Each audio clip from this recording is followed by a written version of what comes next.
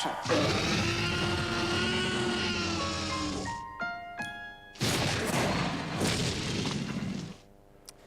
There you have it, everyone. That was the trailer from, oh, you can't.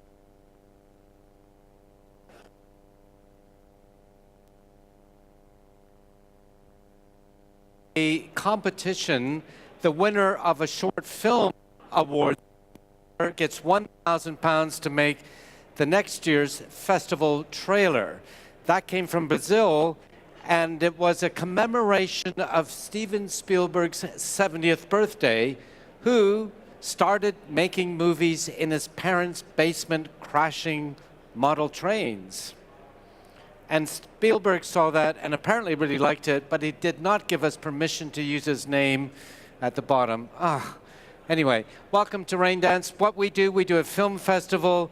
We also have a film school where we do open classes, and we also have an HND 2-year BTech Level 5 course and a postgraduate film degree, which has about 200 students, half in the UK and half in countries on 5 different continents. And it's a very different thing because it's self-directed. You tell us what you want to do, and we hook you up to make sure you satisfy the academic requirements, which aren't that much, but you do whatever you want. We have web series creators, virtual reality creators, documentary makers, screenwriters, feature filmmakers, and so on. It's a really exciting program. And of course, some of them are good enough to get into the Raindance Film Festival. To talk about the festival just for another minute, last year we had 10,500 submissions to the Raindance Film Festival. They came to us.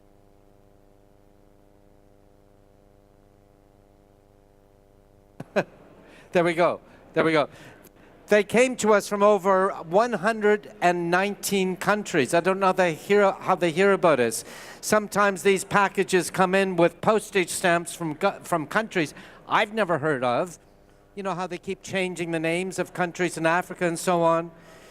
But from the 10,500 virtual reality experiences, short films, documentaries, animations, features, and so on, we showed about 200. So what happens to the other 10,299 films that get submitted? Why do we say no? Well, sometimes schedules clash. They're just not available. That's fine. But the main reason we do not show a film is because it does not tell a story. So, low-budget filmmaking, first thing you need is a story. So what is a story? Well, you know, the traditional screenwriting books, beginning, middle, and end. Yeah, but you don't have any money, right? Yes? Anyone here got $1 million to make a film? How about $500,000 to make a film?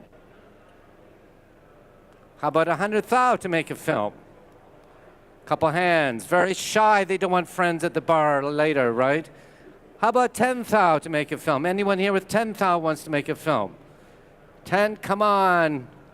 2 hands from 100 people? Come on, there's more people. Okay, who hasn't put their hand up yet, like everyone else?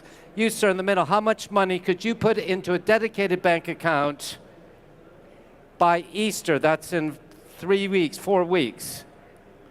£1,000. Does anyone here think that you can make a feature film good enough quality to play in cinemas for £1,000? Okay, let's work backwards. I know you can do it. We've done it at Raindance. What do you need to make a movie?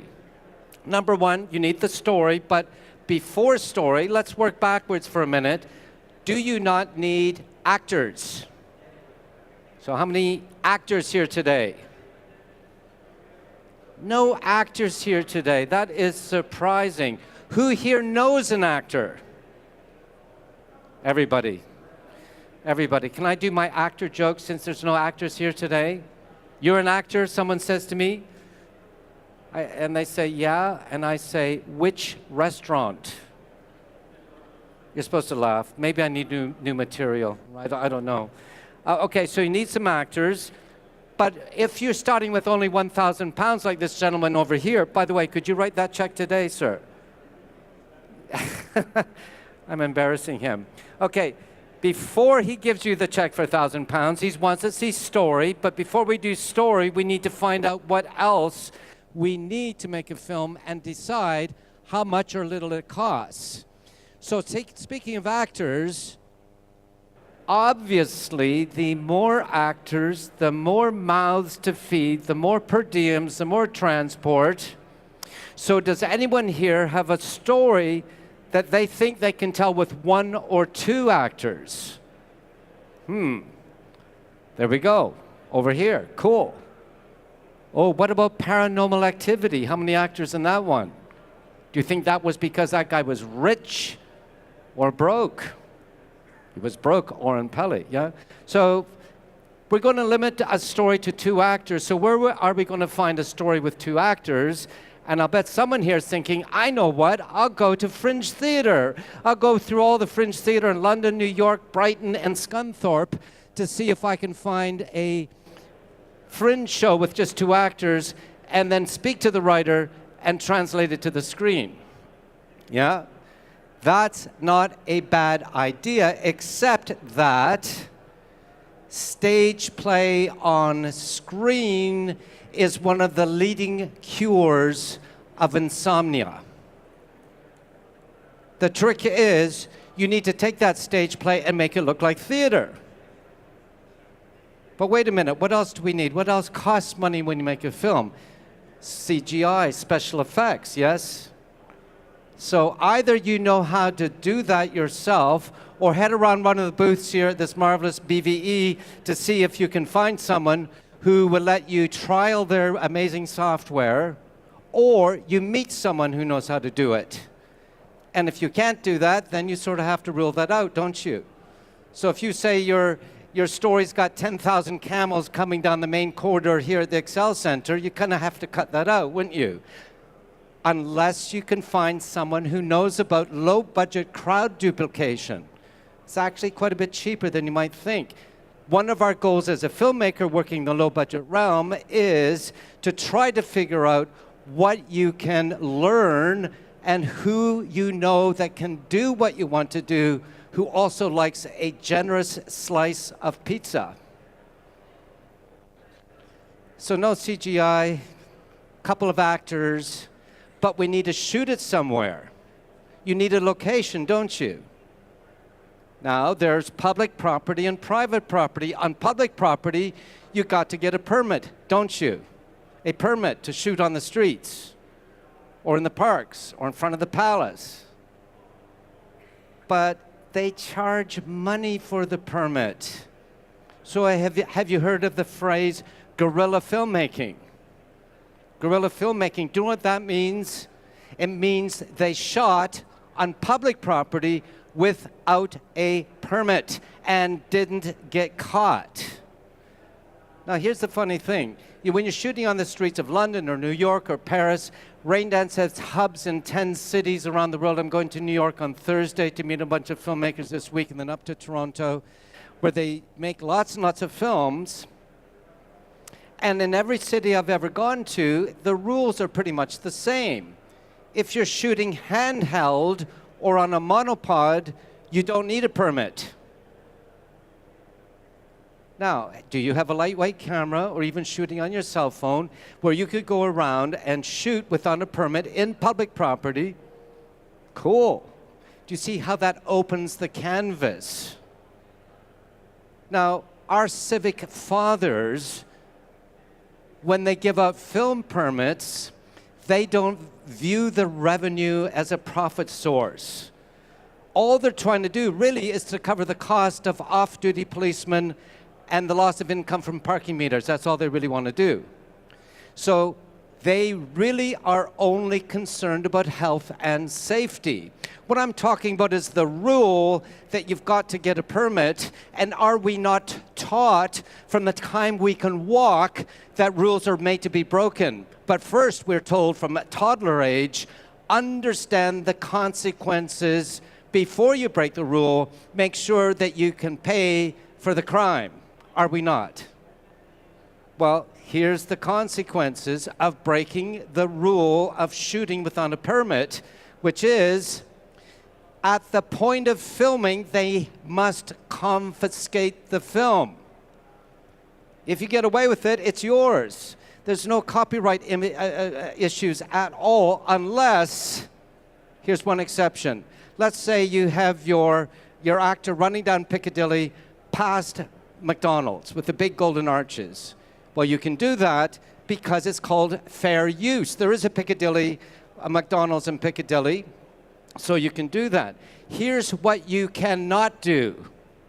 You cannot have your actor running down Piccadilly, running into McDonald's, coming out 30 seconds later with saliva drooling out of their mouth, clutching their abdomen and writhing in agony. Because that's slandering the brand. Do you see that? So the more you understand what the rules are, then you can decide whether or not you want to break them or not. Every year at the Raindance Film Festival, we do a Q&A after just about every single film with filmmakers that come to us from all over the world. And every once in a while, someone will say, how did you get that shot on the Brooklyn Bridge in New York? And the filmmaker will look around and say, could everyone please turn off the cameras, turn off the cell phones? And when they're happy that there's no recording devices, they say, we shot it guerrilla style. We, as they say, stole the shot. Stole the shot. If you're ever out shooting on the streets and a cop comes up to you, you know the kind of policeman that look like about 2 weeks away from retirement, the kind of cop who looks like they've busted every single crime, you know, murder, bank robbery, domestic violence, 2 weeks away from retirement, and they look like the kind of cop that wants to add the busted a filmmaker to that long list of crimes they've solved before they retire. Remember, they're worried about health and safety, and the reason they probably spot you is you've got a whole bunch of onlookers. So how you shoot on the streets anywhere in the world is you have to be as small as possible. At Raindance, we've shot in Piccadilly, Leicester Square, all over the West End. We never, ever, ever have been busted. And what I do right before we go out shooting, I take this piece of plastic, I call up the nearest cop shop, and I say, it's Elliot from Raindance. We are shooting a student test charity film between noon and 2 o'clock at this intersection. Any problems, call me. And then I make sure that we send the camera on the most direct route. That's usually the heaviest piece of equipment. The actors, another route, we congregate on the street corner or in the middle of Leicester Square. But do you know what attracts attention? It's not the camera with all the barn doors. It's the boom with a big sock on the end that says microphone. People see that hanging out there and just go, hey, movie. Last summer we were shooting in Soho, and an American shell suit family came along. You know, Mama Bear, Papa Bear, and the 3 little baby bears all in the same color of shell suit. And we had a big 35 millimeter camera with all the barn doors out there. And Papa Bear comes over to me and says, hey, son, what are you shooting? And I said, it's just a home video. He turns to Mama Bear and says, they're not shooting a movie, they're shooting home video. And off the 5 little bears went. And no one knew we were there. So you get your, if this was a street corner, I'd have the sound over there, get all the camera ready, do whatever rehearsal, whatever. I gesture with a hand signal to the sound recorders who would come over like this, microphone down, boom up, action, and 20 seconds later, usually is all you need, cut, and put it down and walk straight across the other side of the road. No one's going to know you're there. So you need to get locations. I have filmmaker friends of mine that walk around with a notebook. And every time they're waiting at a bus stop and they get a weird light coming off the office building across the road, they go, oh my God, 2:35, 2:40 in February, around the end of February, February 26, 27, wow, that light bouncing off the building. So the next time they need that kind of light for free, that's where they go. They build up their resources. Now, here's another little thing. Now, you're all sitting here today at the BVE, at the Excel Center, and you're going to go to another panel, right? Maybe? Might be going home. But let's suppose you were going to another panel, and let's suppose our wonderful conference organizer came up and said, I'm sorry, BVE will no longer be here after Elliot finishes, but the next seminar is in Hammersmith. It would take a long time to get you all over there, take a lot of money for coaches. Would we not lose a lot of time getting you all over there? Yeah? So, back to locations. This is the movie that launches every single low-budget career in America and now too in the UK. By the way, I'm Canadian, just so there's no confusion. Okay? Oh, by the way, I know nothing about filmmaking. I was born on a farm outside Toronto. I'm a farm kid. Any farm kids here? Yay. Friends. Wow. And are us farm kids not taught to look for patterns? Patterns of animal behavior, patterns of nature? It's the great learning I have from my childhood. My parents were also members of a rather unusual Protestant sect called the Amish, you know, the horse and buggy people. And I was always told as a young kid, never, ever, ever go to the movie theater because the devil lives there. And then they say, you know what, son? You don't want to be caught there when Jesus comes back, do you? And I said, oh, no. So I never went. Well, they told me another thing, too, never, ever to do. They told me never to have sex standing up. Do you know why? Sex standing up could lead to dancing, and that was forbidden. You think about that for a minute. Anyway, back to locations. This is the location that launches, or this is the script, I should say, that launches every single career of new filmmakers in the United States and now over here in the UK, because they know locations cost money. This is a screenplay they look for. They look for a script with 10 to a dozen kids. They take them to a remote farmhouse and they chop them up. Is that not Night of the Living Dead? George Romero's first film. Is that not Reservoir Dogs? When Michael Madsen came to the festival a few years ago, he talked about that scene where he cuts off Tim Roth's ear. He said most of that was done in the warehouse, the van with all the equipment parked inside overnight. Tim Roth's apartment was around the corner, 10-minute walk, and the restaurant was the other corner, 10-minute walk. I call that one location. Again, paranormal activity, upstairs, downstairs. How about phone booth? Big actor, big budget. But you could shoot that for next to nothing, couldn't you? And I could shoot that with your £1,000 on a cell phone with mates. But here's another thing to remember. When you're shooting with your mates and looking for actors, you need to remember that your friends cannot act. They can't. And even if they're a good actor, because they're taking directions from you and you're their mate, you'll have these horrendous arguments. And there's nothing you're going to be able to do to stop it. So get a script together. Get your, decide how you're going to shoot it. I know so many friends who say they want to make $1 million or get $1 million to make a film. I said, why? They say, we want to get the big red, the big Arri Alexa, we want to get ever. And do you know what? They spend their whole life waiting to get the big budget camera when they could shoot the film on this. Did you know that in 2013, there was a guy in America, documentary filmmaker, had a budget of $450,000. He was doing a documentary. The day before he started shooting, the money fell apart. Those of you who make films know that's a common occurrence.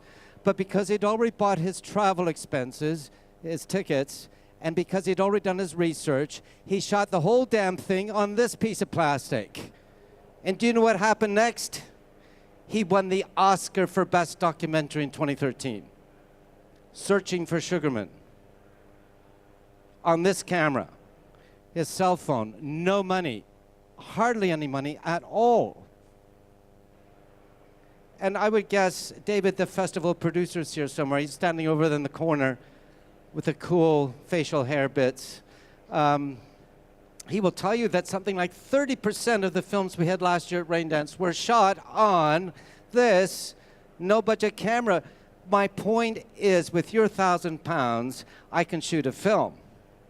Question is, how good is it?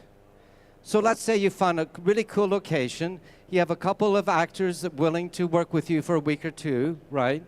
Back to script again. Because you are using a single location, we call that the confinement movie.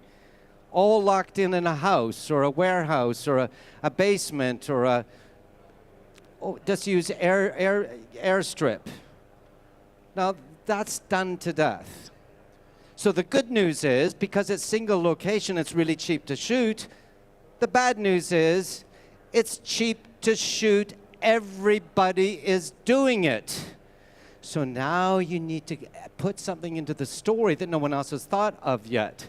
How do you take the standard done-to-death confinement movie and raise it up a level and come up with something that no one else has thought of yet? Well, one thing we're seeing a lot at Raindance right now are the home invasion movies.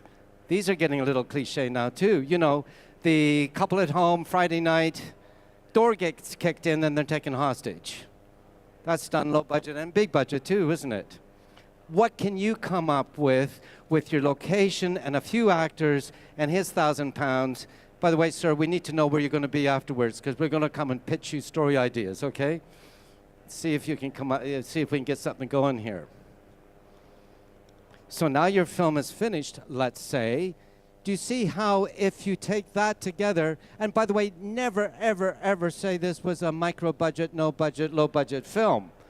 Because in the industry, they will just say, oh, another broke filmmaker.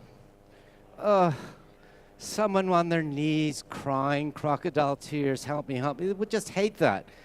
Let the film stand on its merits.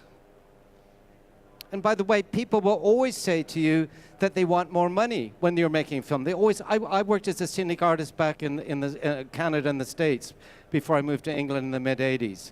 I worked on Close Encounters of the Third Kind. They never had enough money. I worked in low-budget features here and back home. Never had enough money. And if someone ever says to you that they need more money, and if they don't get it, it causes a problem, remember that having no money is a creative challenge and opportunity. So what I'm talking about here in low-budget filmmaking, it's not about making a film with lots of money or no money. I'm talking about what I call resource-based creativity. So if you've written that big sci-fi thriller with spaceships and everything, yeah, you're going to need 10, 20 mil for that. It's true. And talk to the big boys over there with the editing and the cameras. Yes, go and do that. But at the same time, in your other pocket, have a resource-based project that you could start shooting next week if you got the people together. And getting the people together is a lot easier than getting the money together. Why? Because we have his £1,000. Get the film done, and then when it's done, you submit it out to film festivals to get discovered. How many times have you heard of so-and-so who was discovered at Sundance? Or TIFF or Cannes? Do you know what the word to be discovered really means? Someone gave that filmmaker a check. That's all it means. And as filmmakers, we want to be discovered. You kind of, it's a bit like virginity. You can only really be discovered once. Although some filmmakers later in life get rediscovered, don't they? Yeah? But that means you get a check. And when you get that check, I hope you come back, pay off your investors, pay him back his £1,000 and his share of the cake, and then do it again at a higher level. I was doing a class a number of years ago. There was a writer-director and a producer in the class. They had had a bitter disappointment. They had a $3.5 million film, million-pound film, that kept getting turned down, turned down, turned down. So I said, well, let's do it low budget. Let's do it micro budget. Let's do it no budget. So they left the class. It was on the weekend. On the Tuesday, they got the call from Pathé. you know, Pathé, hey, good news, guys, we're going to make your film. So they go into Pathé, and they're there for almost 2 hours before they realize that Pathé has no intention to make their film, but they had a competing project that they wanted to take them out of the marketplace. This happens. So walking back to their office near my old office up in Barrack Street in Soho, the writer-director, Paul Anderson, gets a phone call from the family solicitor. Good news, bad news. I bet you want the bad news first, right? Your favorite auntie has passed away. Oh no, he said. Then the lawyer said, wait a minute, she's left you 60,000 pounds. This was on a Tuesday. Tuesday night, Wednesday, Thursday, Friday, Saturday, Sunday, 6 days, they wrote a feature-length script. They started shooting the next Monday morning. Guess what the budget was? 60 grand. London to Brighton. London to Brighton. And when that got out to festivals and started getting awarded and nominated, suddenly Pathé called them back, and they went and did the big $4 million film. It's like a ladder. You see, no one likes doing stuff for nothing. It's wrong to work for anyone for nothing, I really believe. But at some point in our lives, we do stuff cheap or even free in order to get the experience. And in the low-budget realm, these movies, these shorts, these web series, these VR projects, the experiences are really proof of concept for something that you can do when you get a lot more money. I think. I really do. So what are the challenges facing any filmmaker these days, any filmmaker in this huge building here today? Distribution. How do you get eyeballs on your film? And this is something else you need to do in parallel with trying to figure out how you're going to spend our gentleman's £1,000. You need to build up social media. Because social media these days, your Twitter, your Facebook, your Instagram, your YouTube, whatever, Snap, whatever it is you use, this is how you build your tribe. And once you get enough people around you, you see, you can tell them to go to the festival screening. Get enough people around you, you can say, here's my crowdfunding campaign. Why don't you give me a 10 quid that you don't need, or 5 quid, whatever, or 1,000 if you want. And no tribe, no followers. The danger is that you will spend his £1,000 plus your family's inheritance and make a movie that no one sees. It's on digital hard drives under your bed that no one knows about until 2 weeks after you pass away, and the stench drifts into the hallway. And you wouldn't want that to happen, would you?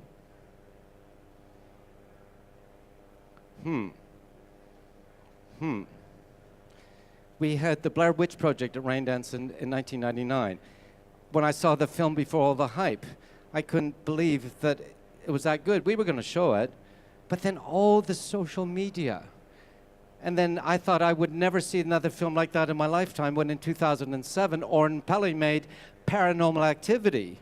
Now that film played at that year's Raindance Film Festival, and then it took him 2 years of social media activity to get Paramount to buy it. And when they finally did, what they bought from him was not just the film, but his very unique social media strategy. So maybe, in conclusion, you think of yourselves not as the so-called flatty. That's what the VR people call these films now, flatties. You're not, but think of yourself as a multi-format visual storyteller, capable and able to tell stories in a whole range of different medium and distribute them online, offline, film festivals. Perhaps you have a social impact documentary where you do meetings in groups like this, followed by the film or presentation to raise money or awareness for a social cause. Maybe too, you write books, e-books. And as a social media, as a multi-format visual communicator, you see, you expand the whole realm and also can generate very many different types of revenue to keep the landlady off your back on a Friday night. It's a really exciting time to be a visual content creator. Very, very exciting time. And that's why shows like this at BVE are so important, because they allow you to wander around for free. God, that's a weird word, free, to look at all the new technology, all the new software and hardware, and all the new ideas for content creation and distribution right here. We're going to take questions in a minute. We've got some postcards over at our stand P33, sort of at the other end down there. Raindance Film Festival, it says here, call for entries. Oh my God, and on the back it says 20% off. David, are you sure we want to give 20% off? That's a bit outrageous. We also have some leaflets on our education programs, but we do a special deal today. What's this?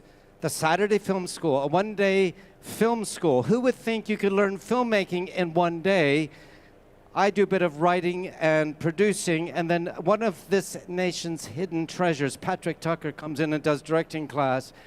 We get lots and lots of people paying us 150 quid for this one day, but, oh my God, it says here, David, says BVE special just 49 pounds. That's saving 101 pounds. Come and see us or see one of our colleagues, one of our wonderful, amazing interns there, and you too could save over 100 pounds. I'm supposed to look at the screen here and see what the questions are. Has anyone said a question? We have no questions. Does anyone have a question? Oh, there's a question. Hold it, there's a microphone. Cheers, thank you. One of the questions I had was, you sort of mentioned this whole sort of seminar has been about low to no budget filmmaking, and it is very possible to make a film with no money at all. And I think it's one of those things like the gentleman over there who's got $1,000 that we're all going to go speak to in a bit. You know, if that money comes in, you're obviously going to want to try and put it in somewhere and maybe try and find something like props or costume, just you know, sparingly to keep it low to no budget. But then a lot of film festivals, and this is sort of now to the distribution side of things, they have submission fees. So when that budget does come in, you also kind of need to cap how many festivals you're submitting to as well, surely, because there's, you know, only a certain amount of budget you've got there. So what kind of advice could you give? I got an answer for you. That? Cheers, thank you. The film industry is not a filmmaking industry. The film industry is a marketing industry. So whatever film you make, you need to design the poster, you need to think of the trailer, and of course, submissions fees to festivals. We get filmmakers from all over the world calling us up, crocodile tears, I'm broke, I just made a film. Guess what? I know you're broke. How do I know you're broke? You just finished your film. You had another 50 quid or 500 or 1,000, you would have spent it on something else. Now you're coming to me, a complete stranger, or my team, and saying, would you work for me for free to see if my film's good enough? So I'm not going to do that. But I would do it if someone that I know recommends your film, then I might do it. Do you see how that works? But the festival submission fees are part of your marketing budget. And it's an important element. And people, at Raindance, we give out fee waivers all the time. But remember, you're asking that festival, horribly overworked and underpaid, to work for nothing. And do you know what people at Raindance get paid? Do you want to know the real truth? David, can I tell them what you get paid? People at Raindance, myself included, get paid with blood, sweat, and beers. Hope that answers your question. Anyone else? Over here, yeah.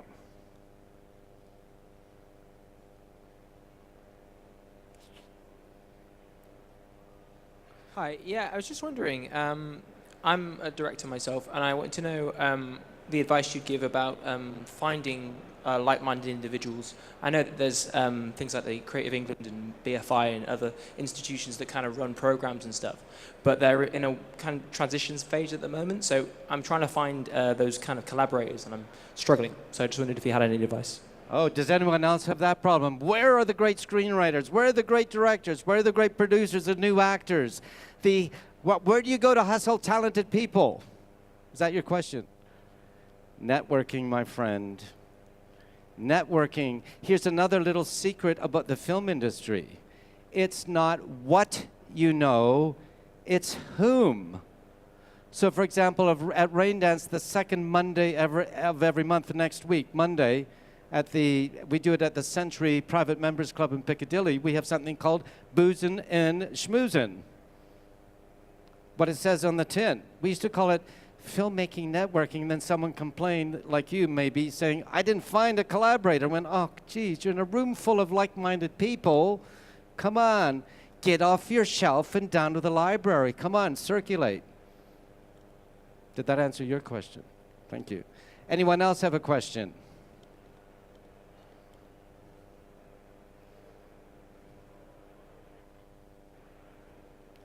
Yes. Just hold on so everyone can hear you. It's just a really simple one, but I thought you might know. Florida Project at the end, was that, you were talking about location shooting, guerrilla shooting. How did they, you've seen the film, right? Yeah. How did they do that? Was that, because Disney, they didn't disparage the brand, but it was close to making a comment. So do you know how they did it? Florida Project was made, I've met Sean Baker. I didn't ask him about the Disney angle, but that was a one-location film, wasn't it? All around the motel, yeah? And it was done independently, but it was quite a high budget, $2 million. They shot in 35 millimeter, had a long shoot, and had some nice actors, didn't they? So that was an independent film at a higher budget, and when that happens, we call it indie wood. Independent film financed by bigger money, right? Chris Nolan's first film was Memento, Indiewood, $8 million, and so on.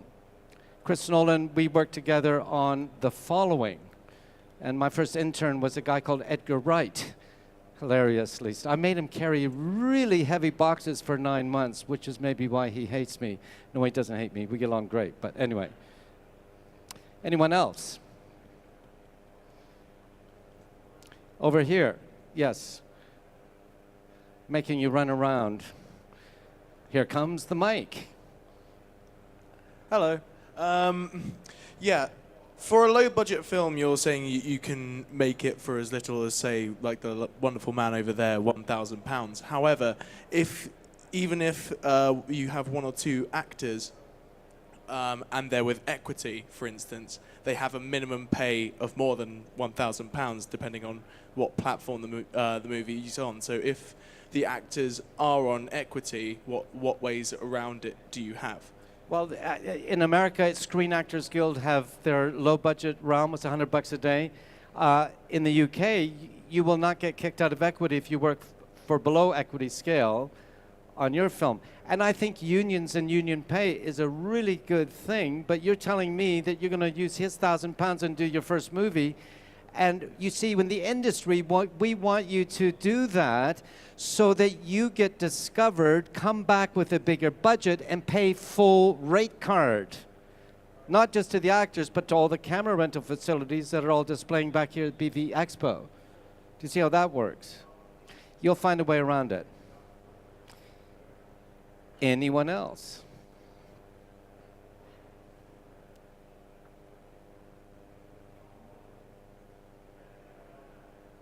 Oh, over there, right in the front. I got you. Here you go. Yeah, I'm just curious. You're talking about guerrilla filmmaking, not needing, or not necessarily getting the permission to shoot in public locations. What about if you're shooting at, say, a historical site, where you would normally need to get a filming permission? Okay. Is there a way around that? She asked a historical site. The question is who owns it, public or private? And if it's, you probably say the National Trust place, then you'd have to go to the National Trust or sneak in and do it alone. Here's an interesting thought. You know the National Portrait Gallery in Trafalgar Square right next to our offices? Yeah, they got a big Rembrandt inside, right? And let's say you want to shoot a couple actors from the Rembrandt taking the piss out of it or whatever, let's say, yeah? Now, the Rembrandt painting is public domain because he's been dead more than 70 years. But it's in the premises of the National Portrait Gallery, which even though it is free admission, by you going in, you agree that you're on their property. And if you get caught filming, you'll get charged with trespass. That's the worst thing that can happen to you.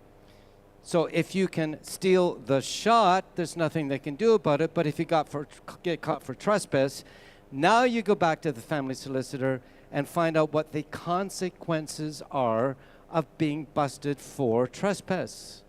Worst case scenario, and that's quite mild, but you may not want to accept that, which is totally cool. Then you go back to the National Portrait Gallery and pay them 20,000 quid a day for one of the galleries. If you have the shot and you stole the shot, you can do it, yeah. No. Well, sometimes you hear stories of them saying, oh, they snuck in, and then, yeah, you need a lawyer on that. We do a course called the Producers Foundation Certificate. Week 4 starts tonight, actually, in London. Is a big IP lawyer. Be a good question for him, making sure you don't cut out. Hey, look, everybody, save 100 quid. Do your career good. Walk around the BV Expo. And remember, if you liked anything you heard from me today or our team, P33, and please, social media, Raindance, @Raindance is our Twitter. And how about a big round of applause? Thank you to BVE. Thank you very much.